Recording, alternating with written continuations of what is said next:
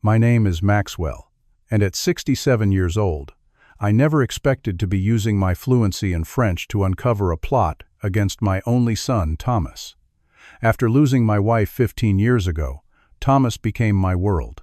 So when he brought home Amélie, his French fiancée, I was genuinely thrilled. But that night, as wine flowed and conversation drifted into French, I heard words no father should ever hear about their child.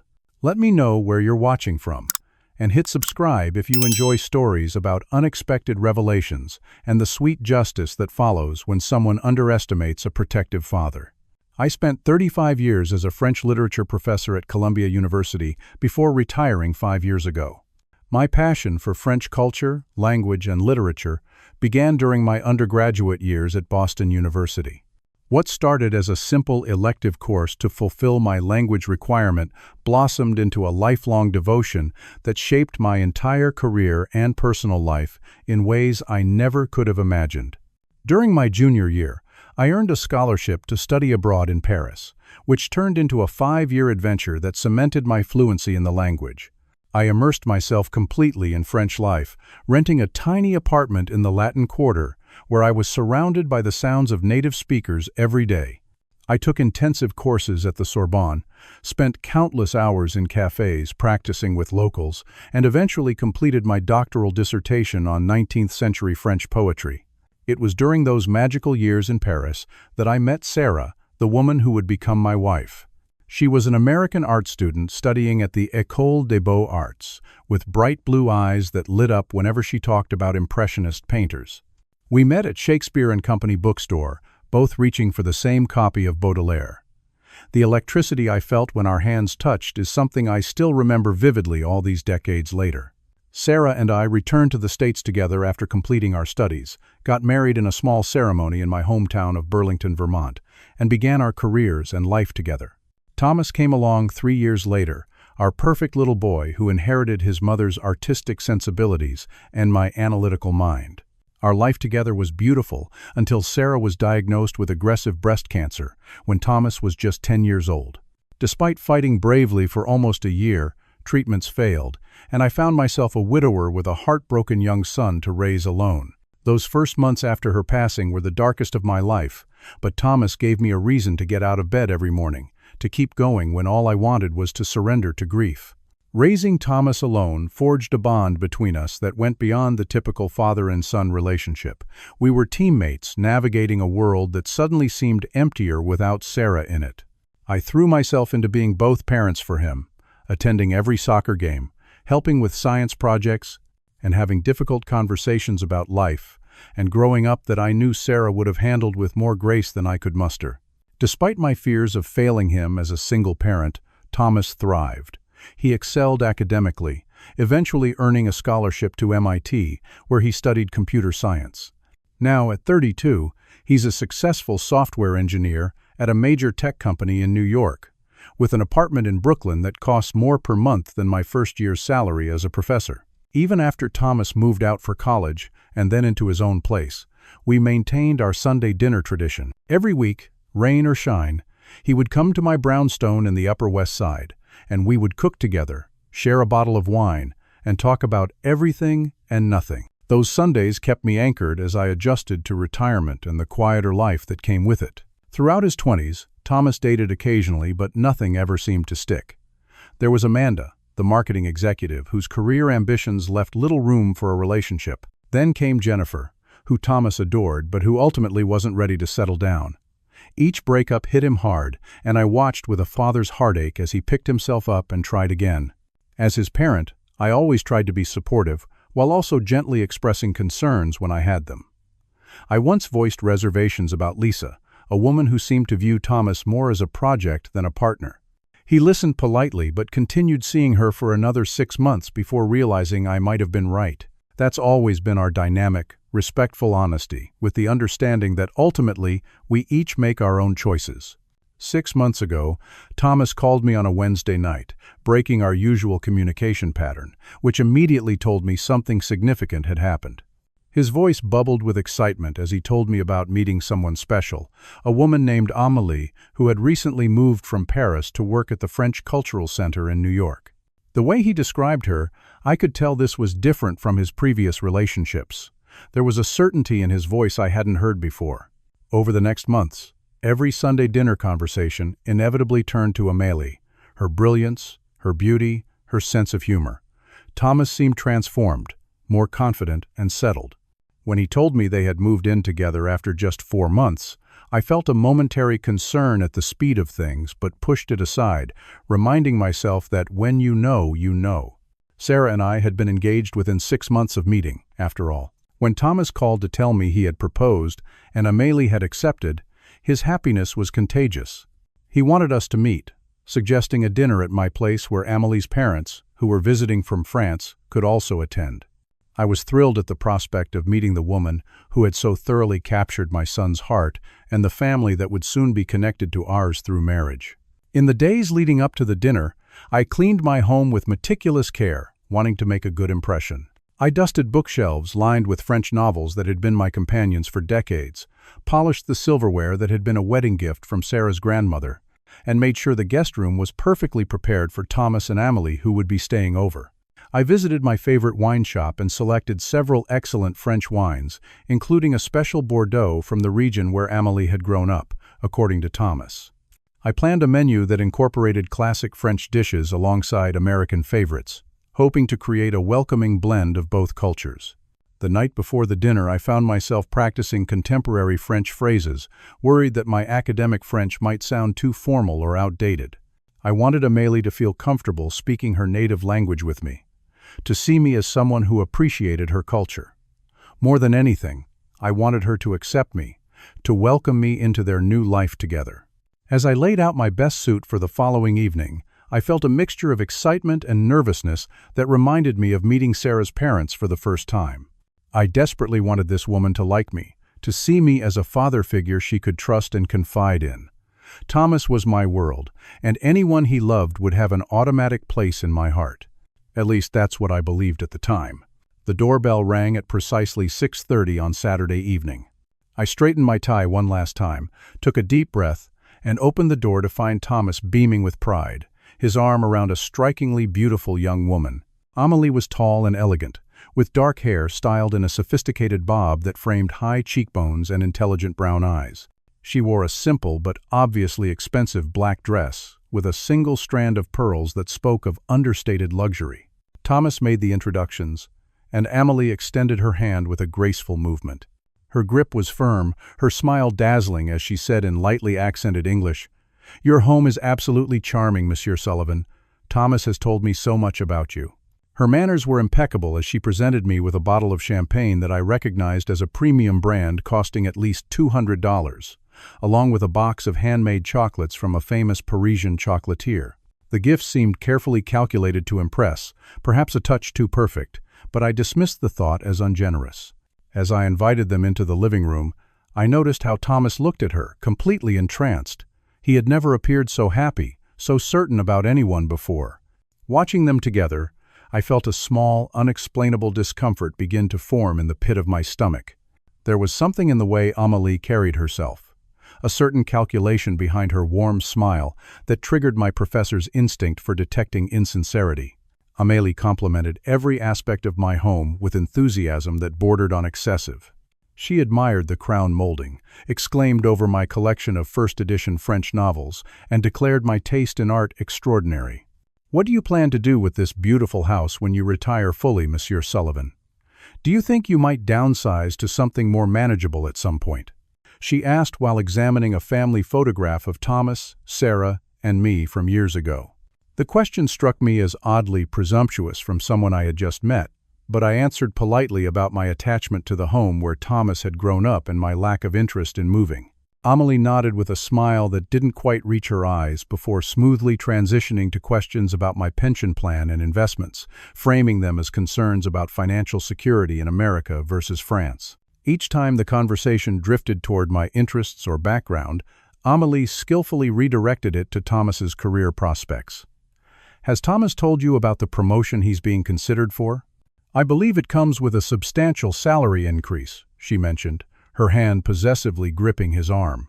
She spoke about Thomas's financial future with a focus that seemed more appropriate for an investment advisor than a fiancé. I noticed how she touched Thomas whenever discussing their plans, a subtle but clear gesture of ownership. When Thomas excused himself to use the bathroom, Amelie's demeanor shifted slightly, her smile becoming more perfunctory, her eyes coolly assessing as they swept around the room as if calculating its value. Thomas returned, oblivious to any undercurrents, his face glowing with happiness as he told me about their plans for a June wedding. I tried to dismiss my growing unease as simple overprotectiveness. After all, I had raised Thomas alone, and perhaps it was natural to feel a twinge of jealousy now that he had found someone else to be the center of his world. The doorbell rang again, announcing the arrival of Amélie's parents.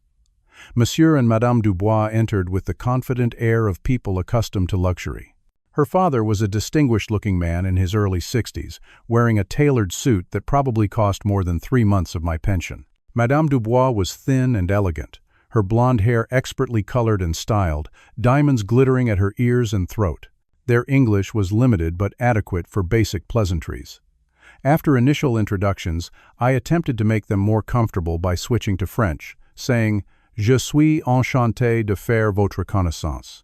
J'espère que vous avez fait bon voyage. Before her father could respond, Amélie quickly interrupted. Oh, Papa prefers to practice his English while in America, right, Papa? Her tone was light, but held a warning note that seemed odd.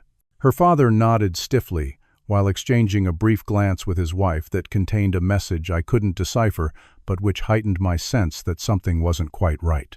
I invited everyone to the dining room where I had set the table with my best china and crystal glasses. The seating arrangement, which Amélie subtly rearranged as we entered, placed me at one end with Thomas at the other, leaving me somewhat isolated while the Dubois family clustered together on one side of the table.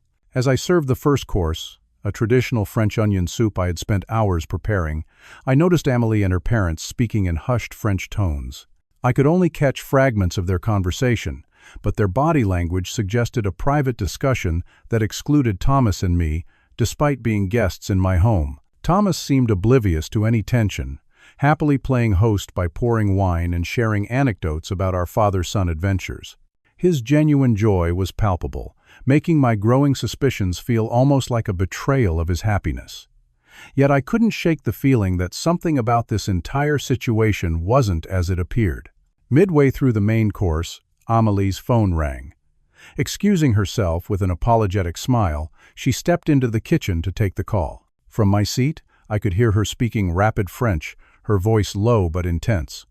My years of language training allowed me to catch fragments that immediately set alarm bells ringing in my mind. American citizenship. Easier than we thought. Perfect plan coming together, I heard her say. She mentioned something about patience and guarantees before returning to the table with a bright smile that now seemed like a mask to me. I decided to pay closer attention to their French conversations for the remainder of the evening, while giving no indication that I understood every word. Years of discussing subtle textual interpretations with my students had taught me the value of listening carefully without revealing my thoughts prematurely. The opportunity came when Thomas excused himself again to open another bottle of wine from the cellar. The moment he was out of earshot, Amélie turned to her parents and began speaking in rapid French, clearly assuming I couldn't understand. This old, ugly cow's son is perfect for our plans, she said with a dismissive gesture toward me. He has a good job, American citizenship, and best of all, he's completely besotted with me. I've checked, and marriage to an American is the fastest way to get a green card. Her father nodded approvingly. And the inheritance potential? He asked in French. I've done my research, Amélie continued. His mother left him a trust fund he can access at 35, which is next year. Plus, this house must be worth at least $2 million in this neighborhood. Once I have secured my citizenship, I can divorce him and take half of everything. Her mother leaned forward. What about children? She asked. Won't that complicate the divorce? Amélie laughed softly. I have no intention of getting pregnant. I'll tell him I want to wait until my career is established. By then, I'll be ready to leave. She took a sip of wine before adding, Jean-Pierre is willing to wait in Paris. Once this is over, we can be together with enough money to live very well. My body went cold as I processed what I was hearing. I felt physically ill, my hands beginning to shake slightly as I carefully set down my fork to hide my reaction. The shock and heartbreak I felt was not for myself, but for Thomas. My son, who had opened his heart completely to this woman, was being used in a calculated scheme. I managed to maintain my composure, nodding pleasantly when they switched back to English as Thomas returned. Inside, my mind was racing, protective instincts flaring as I considered how to handle this devastating information. A direct confrontation might only result in denials and could potentially drive Thomas away if he wasn't ready to see the truth. I needed to be strategic. While Thomas served dessert, I observed with new awareness as the conversation continued. Amélie made a comment about my neighborhood being highly desirable for resale, with good schools that neither Thomas nor I would need. A strange observation that now took on sinister significance. When Thomas mentioned wanting 3 children someday, I caught the flash of annoyance that crossed Amélie's face before she quickly masked it with an affectionate smile. "We have plenty of time for that, darling," she said, patting his hand condescendingly. As coffee was served, her parents began discussing contacts they had in the American immigration system who might help expedite certain processes. It was all I could do to maintain my neutral expression as they openly discussed the mechanisms that would facilitate their daughter's fraud, right in front of me.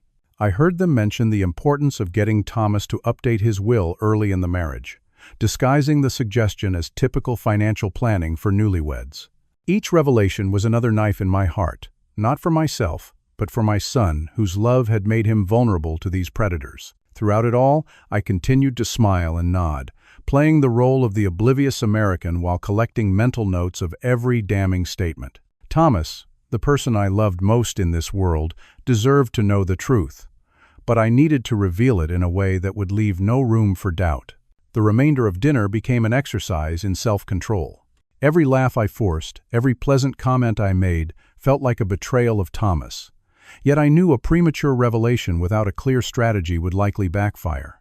My hands trembled slightly as I refilled wine glasses, my chest tight with the effort of containing my growing anger and pain. Physically, I felt the symptoms of extreme stress, my heart racing and my mouth dry. The food I had spent days preparing now tasted like ash. I found myself having to consciously regulate my breathing to maintain the appearance of calm, drawing on techniques I had learned after Sarah's death when panic attacks would sometimes overwhelm me in the early months of grief.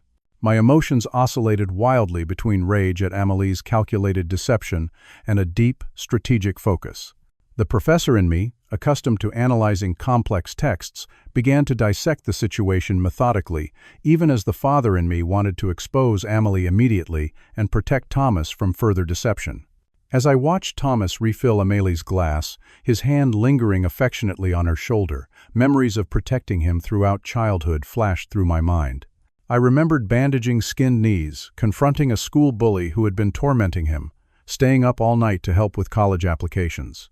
This situation was infinitely more complex, but my responsibility as a father remained the same, to shield him from harm whenever possible. I briefly considered taking Thomas aside immediately to reveal what I had heard, but quickly rejected the idea. Without proof beyond my word against hers, such a conversation would force Thomas to choose between believing his father or his fiancée.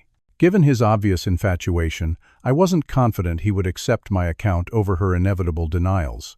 Another approach would be to gather evidence over time, perhaps recording future conversations or investigating her background more thoroughly. But this would prolong Thomas's exposure to her manipulation and give her more time to legally entangle herself in his life.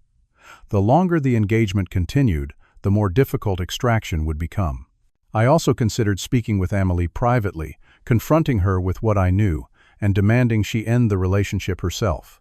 This option was tempting but dangerous, as it would alert her to my knowledge while giving her the opportunity to spin the situation to Thomas, potentially painting me as an interfering, jealous father trying to sabotage their relationship.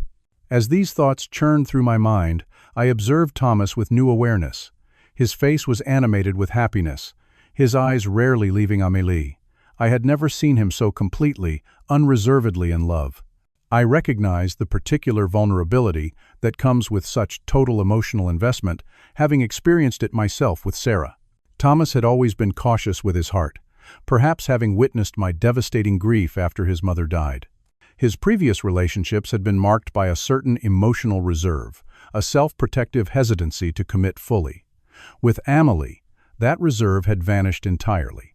He had opened himself completely, which made the inevitable revelation of her true intentions all the more potentially destructive. I recalled his previous heartbreaks, how each one had left him withdrawn and doubtful for months afterward. This betrayal would dwarf those experiences, potentially leaving lasting damage to his ability to trust. As his father, I had to consider not just the immediate exposure of Amélie's scheme, but the long-term impact on Thomas's emotional well-being. The weight of this responsibility settled heavily on my shoulders as I served coffee and cognac after the meal. I needed a solution that would be undeniable, that would leave no room for Amélie to manipulate the situation or gaslight Thomas into disbelieving the evidence of her deception. As Madame Dubois complimented the cognac, inspiration struck. Their own arrogance, their absolute certainty that I couldn't understand their French conversations, would be their undoing. If I revealed my fluency at precisely the right moment, in a way that left no doubt I had understood every word, their scheme would collapse instantly. The perfect opportunity would need to be carefully chosen, a moment when all parties were present, and Amélie could not deny or reframe what had been said. It would need to be definitive and public enough that Thomas would have no choice but to acknowledge the truth, yet private enough to spare him unnecessary humiliation. I considered the legal implications as well. If Amélie was planning immigration fraud, there were authorities who would be very interested in that information. My colleague from the university, Robert Steinman, had moved from the French department to a position with immigration services years ago. We still met monthly for chess and conversation. His expertise might prove valuable if Amélie attempted to proceed with her plans, despite being exposed. As dessert plates were cleared and digestives poured, my strategy began to crystallize. I would wait, continue to gather information throughout the evening, and then deliver a revelation that would be impossible to dismiss or explain away. I would need to time it perfectly, to choose words that would cut through any potential denial. The decision made, I felt a strange calm settle over me. The professor in me had always enjoyed the resolution of a complex textual puzzle, and in an odd way, this situation called on similar analytical skills. I straightened my shoulders, refilled our glasses, and prepared for the final act of this unexpectedly dramatic evening. As the evening progressed into after-dinner drinks, the Dubois family grew noticeably more relaxed and careless in their French conversations.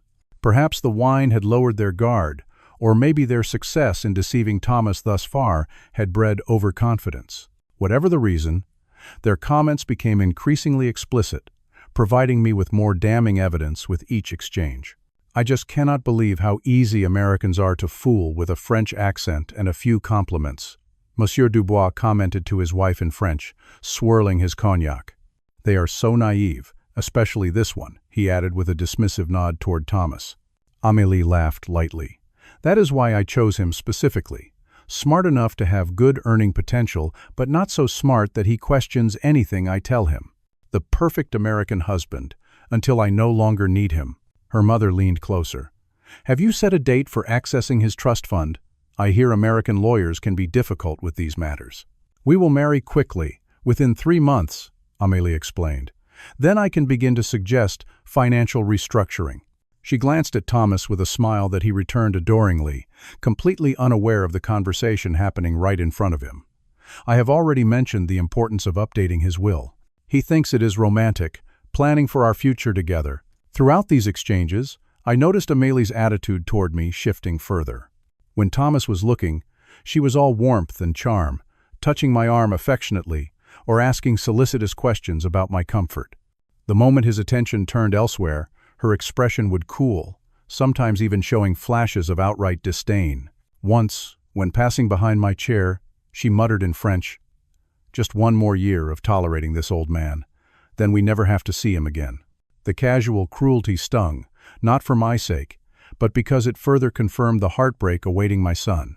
Thomas remained blissfully oblivious to these undercurrents. He was in his element as host, pouring drinks and sharing stories that painted our family in the best possible light. His obvious desire for Amélie's parents to approve of him was painful to watch, knowing what I now knew about their true opinions. The evening reached its emotional climax when Thomas clinked his glass and stood up, his face flushed with happiness and perhaps a bit too much wine. "Everyone, I have an announcement," he said. "Though you all know this already, I want to make it official. Amélie has done me the extraordinary honor of agreeing to become my wife." He raised his glass in a toast. "To the most beautiful, intelligent, amazing woman I have ever met. Amélie, you have made me happier than I ever thought possible. I cannot wait to begin our life together." The toast felt hollow and sad to my ears, knowing the true nature of Amélie's feelings. She played her part perfectly, however, rising to kiss Thomas with what appeared to be genuine affection. Her parents raised their glasses with practiced smiles that did not reach their eyes. Thomas turned to me expectantly. "Dad, would you like to say something?" I was suddenly on the spot. All eyes turned to me. This might have been the moment for revelation, but instinct told me the timing wasn't quite right. Instead, I stood slowly, glass in hand, and delivered a carefully worded toast. "To Thomas and Amélie," I said, raising my glass. "Finding true love is one of life's greatest gifts." As someone who has dedicated his life to French literature, I am reminded of what Molière once wrote, "Les hommes sont rares qui sont dignes de gouverner les autres." Men worthy of governing others are rare. Thomas, you have always been worthy of the highest regard, and I trust that your chosen partnership will reflect the honesty and integrity that has always defined you. I noticed a flicker of unease cross Amélie's face at my mention of French literature, and particularly at the word honesty. Her parents shifted slightly in their seats, perhaps picking up on the subtle emphasis I had placed on certain words. Thomas, however, was touched. "Thanks, Dad," he said, his voice thick with emotion. "That means everything to me." As the evening began to wind down, conversation turned to future family gatherings and wedding plans. Amélie began speaking more assertively about my home, making comments like, "This dining room could easily be converted to a more modern, open-plan layout in the future," and "We should consider updating some of these more traditional elements after the wedding." Her parents joined in, discussing in French how they might help sell some of my antique furniture for a good price in Paris, speculating on how soon after Thomas inherited the house they could convince him to sell it. The casual way they discussed disposing of Sarah's carefully chosen pieces, items that held precious memories of our life together, added personal insult to the larger injury of their scheme. Thomas, still oblivious, suggested I might help with Amélie's immigration paperwork, given my experience with international academia. "I have lots of colleagues who went through the process," he said enthusiastically. "Dad could help navigate the system, right, Dad?" I agreed with a smile that must have appeared warm to Thomas, but that caused Amélie to shift uncomfortably in her seat. "Of course," I said. "I actually have several contacts in immigration services, former students and colleagues who would be very interested in helping with Amélie's situation." Something in my tone must have conveyed more than I intended, because Amélie's eyes narrowed slightly as she studied my face. For a brief moment, I wondered if she suspected that I understood more than I had let on, but she quickly composed her features back into a pleasant smile. "I would appreciate any help," she said smoothly. "The immigration process can be so complicated, especially with the increased scrutiny these days." Her father cleared his throat and checked his watch. "Perhaps we should be going soon," he suggested. "It has been a long day of sightseeing before this lovely dinner." The evening was drawing to a close, and I knew my window for action was approaching. As everyone began to stand and gather their belongings, I felt a curious calm settle over me. The path forward was clear now, and though it would cause immediate pain for Thomas, it would spare him far greater suffering down the road. As the evening concluded, everyone began putting on coats and preparing to leave. Thomas helped Amélie with her designer jacket, while her parents donned their expensive outerwear. I stood by the door, outwardly the perfect host, seeing his guests off after a successful dinner party. The timing had to be perfect. I waited until everyone was assembled in the entryway, when no one could slip away or claim misunderstanding. Thomas had his arm around Amélie's waist, her parents flanking them on either side, a tableau of family unity that was about to be shattered by truth. "I want to thank you all for coming tonight." I began in English, my voice steady and pleasant. Then, switching to flawless, eloquent French that I knew would shock them to their core, I continued, It has been especially illuminating to learn about Amélie's plans to marry my son for his citizenship and inheritance, then divorce him once she has secured what she wants. The effect was instantaneous and dramatic. Amélie's face drained of color, her mouth opening and closing without sound. Her parents froze in matching expressions of horror, their eyes darting between me and Thomas. The silence that followed was absolute, a moment suspended in time as the implications of my words sank in. I smiled pleasantly and continued in French. I particularly enjoyed learning about Jean-Pierre waiting in Paris and your detailed discussions of how to access Thomas's trust fund. I have many colleagues in the immigration department who will find this attempted fraud fascinating. I am sure they would love to meet you all. Thomas looked between us in confusion, his brow furrowed. Dad? What are you saying to them? His voice held the first note of alarm. What's going on? I switched back to English for his benefit. I'm sorry, Thomas. I didn't want to ruin the evening earlier, but your fiancée and her family have been speaking freely in French all night, assuming I wouldn't understand. They've been quite open about Amélie's plan to marry you for citizenship, access your inheritance, and then divorce you. She apparently has someone named Jean-Pierre waiting for her in Paris. Thomas's face registered shock, then disbelief, then the first hints of devastating realization. That's not possible, he said, his voice hoarse. There must be some mistake, some misunderstanding. Amélie recovered quickly, her face transforming into an expression of wounded innocence. Chérie, your father is confused. My French is very fast, very idiomatic. He has misunderstood completely. She reached for his hand, which he did not pull away, though I could see doubt beginning to form in his eyes. That's when I delivered the final blow, reciting back in both French and English, word for word, several of the most damning statements I had heard throughout the evening. I quoted Amélie's exact words about Thomas being perfect for her plans because he was so besotted with her. I repeated her discussion with her parents about accessing his trust fund and selling my house after my death. I recounted her statement about Jean-Pierre waiting for her in Paris once she had secured American citizenship and sufficient funds. With each quotation, Amélie's facade crumbled further. Her parents shifted from shock to defensive anger, Monsieur Dubois stepping forward with an aggressive gesture. You have no right to eavesdrop on private conversations, he blustered in heavily accented English. This is not how a gentleman behaves. I raised an eyebrow. Is that really the position you want to take? That I'm in the wrong for understanding your daughter's plan to defraud my son? I addressed Thomas directly. Son, I know this is painful and shocking. I wish I was wrong. But I've taught French language and literature for 35 years. I lived in Paris for 5 years. I understood every word they said. Thomas had gone very still, his face a mask of conflicting emotions.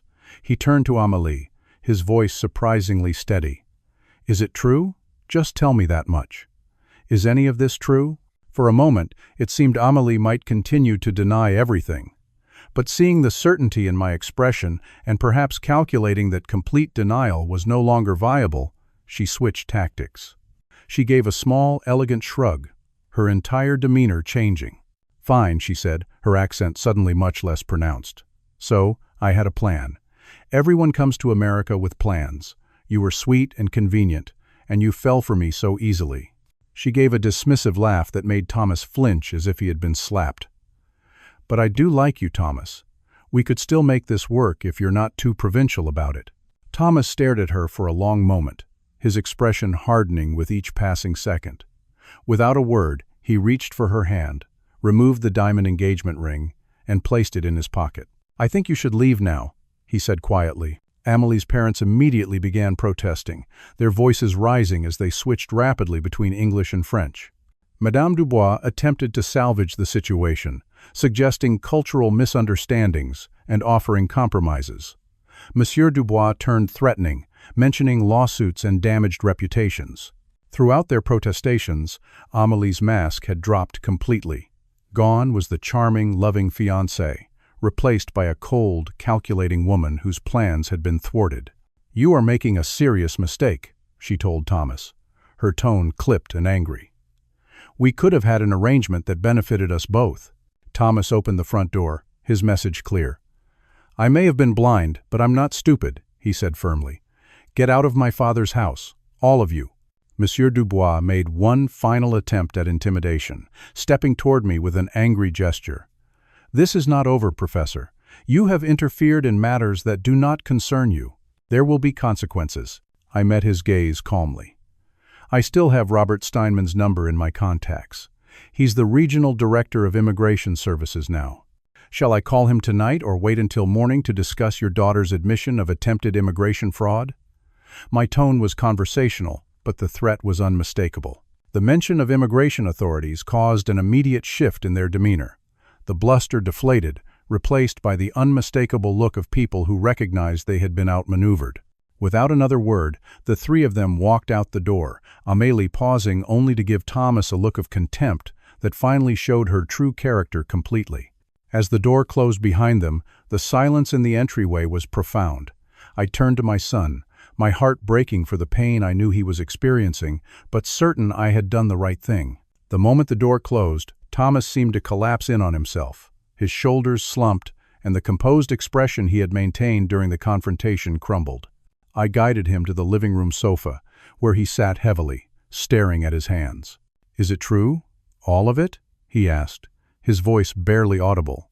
The question seemed directed more at himself than at me. I sat beside him, close enough to offer support, but giving him space to process. "Yes, son. I wish it wasn't, but yes." I heard them discussing it clearly several times throughout the evening. "I'm so sorry." Thomas ran his hands through his hair, a gesture I recognized from his childhood when he was overwhelmed. "How could I have been so completely fooled?" he asked. "I thought she loved me. I thought we had something real." The most skilled manipulators target good people precisely because their honesty makes them vulnerable, I said gently. "You saw the best in her because that's who you are, someone who looks for the good in others." He shook his head. "I was an idiot." She said exactly what I wanted to hear, and I fell for it completely. I was ready to marry her, to build a life with her. He pulled the engagement ring from his pocket, staring at it as if it were a strange artifact from another life. The diamonds caught the light, twinkling innocently despite all they represented. "You weren't an idiot, Thomas. You were in love." "There's no shame in that," I told him. "Love makes us vulnerable in ways nothing else can. When your mother died, I felt like half of myself had been torn away. The pain was almost unbearable." He looked up, surprised. "You never talk about that time." "I know. Maybe I should have." I shrugged. "After Sarah died, there were days I could barely function. You were so young, and I tried to be strong for you. But the truth is, love opened me to the deepest pain I've ever experienced. It also gave me the greatest joy I've ever known. I wouldn't trade the years with your mother to avoid the pain that came later." Thomas was quiet for a long moment. Then, without warning, he broke down completely. Great, heaving sobs shook his body as all the emotion he had been containing burst forth. I moved closer, putting my arm around his shoulders the way I had when he was a boy, letting him cry until the storm began to pass. As his breathing steadied, he spoke again. "How am I supposed to trust anyone after this?" The question hung in the air between us, profound in its simplicity and its complexity. I considered my answer carefully. "You rebuild that trust one day at a time," I said finally. "Not all at once, and maybe not right away. But eventually, you find the courage to be vulnerable again, because the alternative is a life without real connection. And that's no life at all." The hours that followed were filled with quiet conversation as we sat together in the living room, the dinner dishes forgotten. Thomas oscillated between anger, confusion, and profound sadness. I listened more than I spoke, offering reassurance when needed, but mostly giving him space to process the betrayal in his own way. It was nearly dawn when he finally fell asleep on the couch, emotionally exhausted. I covered him with a blanket and sat in the armchair nearby, watching over him as I had when he was small, my heart aching for his pain but relieved that he had been spared a greater heartbreak down the road. The weeks that followed were difficult, but healing. Thomas moved back home temporarily, needing the comfort of familiar surroundings as he recovered from the shock. Together, we canceled the preliminary wedding arrangements he had made and contacted the few friends he had already told about the engagement. As we sorted through his apartment, we discovered more evidence of Amélie's deception. Hidden in her desk drawer was a detailed timeline for obtaining citizenship, divorcing Thomas, and liquidating assets. There were love letters from Jean-Pierre, the man in Paris, dating back to before she had even met Thomas. Each revelation was painful but ultimately confirmed that exposing the truth had been the right decision, no matter how difficult. Thomas threw himself into work during this period, finding solace in the clear problems and solutions of software engineering. I gave him space while remaining available, our Sunday dinner tradition becoming more important than ever as a touchstone of stability in a time of emotional turmoil. One Sunday evening, about a month after the disastrous dinner, Thomas arrived with a bottle of wine and a more settled expression than I had seen since the breakup. As we cooked together, he said, "I've been thinking a lot about what happened, trying to see the warning signs I missed." I paused in chopping vegetables. "What have you concluded?" He considered his words carefully. "I wanted so badly to be in love, to have what you and Mom had, that I ignored things that should have been obvious." She never really asked about my interests or thoughts or feelings.